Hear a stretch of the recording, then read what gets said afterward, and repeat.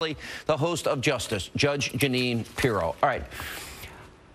Nobody's going to defend this. You can't defend it is wrong, it is inappropriate, it is outrageous. I don't think anybody's going to argue with that.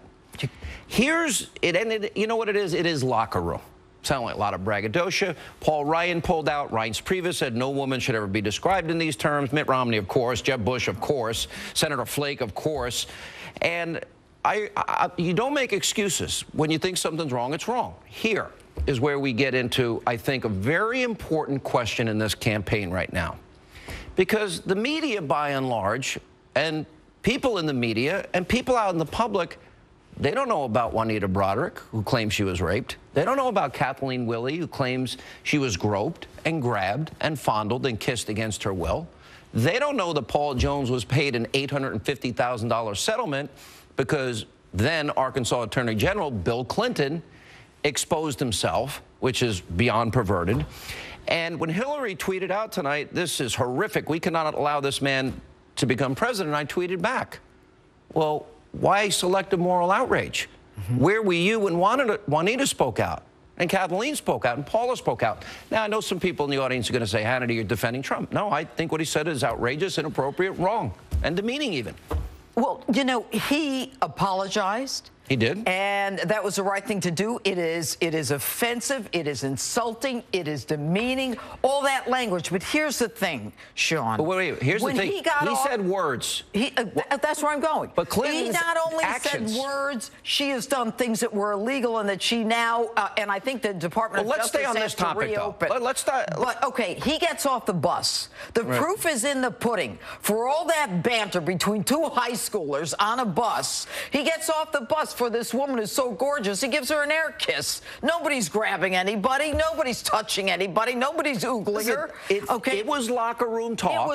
It was granted shameful. 11 years ago, the man was. We was in entertainment. He was in theater. I don't excuse it. I think it's horrific. But when you juxtapose words against the actions of a woman who sold arms to ISIS, against the actions of a woman whose life was to destroy the women who were victimized by her husband, I want to stay focused for a second here, because, yeah, those words were wrong and outrageous. I think we all agree here. Now, what he said was wrong. Now we had then President of the United States in the Oval Office with an intern, and oral sex was performed, and a cigar was used. We're going to have this national discussion. Let's have it. Well, I mean, whoa, I'm not holding back. And exposing himself to a woman and accused of rape by a woman and grabbing a woman, those were behaviors. Is there a double standard for Republicans that have standards and Democrats that have none, because they all defended Bill Clinton? Of course, Sean. Of course, that's just a truism for any Republican running for any office ever. I knew watching that first presidential debate when Mrs. Clinton at the very end of the debate dumped the Miss Universe, Alicia Machado, on Donald Trump. I knew that that was the first salvo from her massive opposition research file against Donald Trump. And you know that this is the next one, and there are many, many more to come that she has against him. So here's the question. It's not what she's got against Donald Trump that they are selectively leaking now day by day. It's how Donald Trump is going to react to this. I want to get to that in a second, but I want to stay focused here. But he's got to pivot this around to what you're saying about actions versus words. And also in the next debate, Sean, Sunday night, if she raises this issue, he should say, you know what, this country has very serious problems. I understand you have to reach back 11 years to try to find something to smear me with, but the American people want concrete solutions. But you see, I think Hillary's saying this. I think Hillary's saying this is horrific. We cannot allow this man to be president. Now, wait a minute. Hillary Clinton is quoted by one of her close friends as calling Monica Lewinsky, the intern, a narcissistic Looney Tune. The surrogates of the Clintons went out there and said, Paula Jones, you drag a dollar through a trailer park. A lot of horrible things were said here. So I guess my question is, I've interviewed, for example, Juanita, Kathleen, and Paula. Here's just two of these women. Let's watch this. You described a scene where he was biting on your lip, and then when it was all over, he was leaving. Said, you better put some ice on that.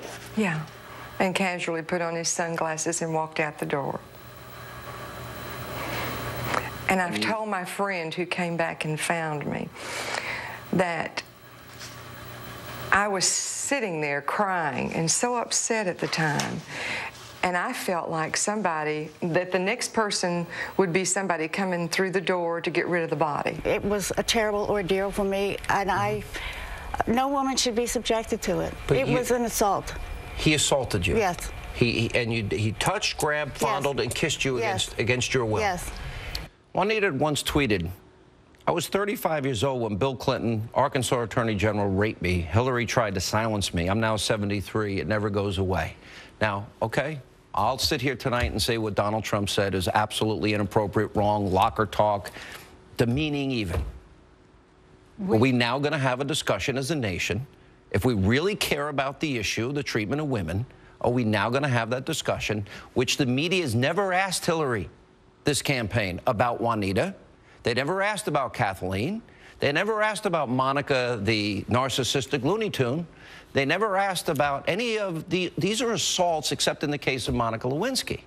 So if Hillary tweets, "This is horrific, we can't allow this man to become president," why did she sit silent when her husband was doing this in the White House? Well, let's be really clear. Bill Clinton is not on the ballot. Mrs. Clinton is. It is not about Bill Clinton's infidelities. Very few people care whether she's criticizing Donald Trump. The question is didn't criticize her about husband. the allegations of rape and sexual assault, not about adultery with Bill Clinton.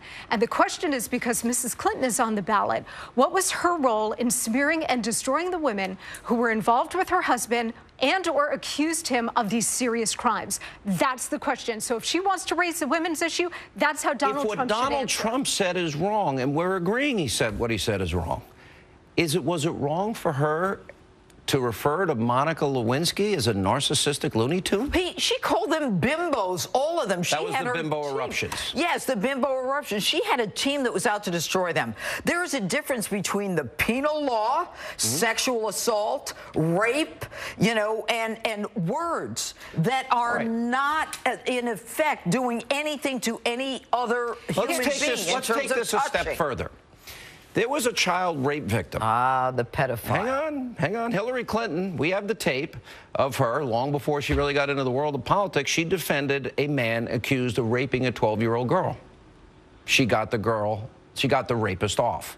What's interesting, we're about to play a tape where Hillary pretty much acknowledges she thought the guy was guilty.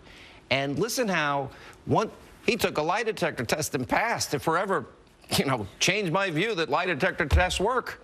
And laughs afterwards. Now, we're going to have this really important discussion about Donald Trump's comments. Will the media now also show outrage over all these things up to this point in this campaign, 32 days out, that they've ignored about the other candidate?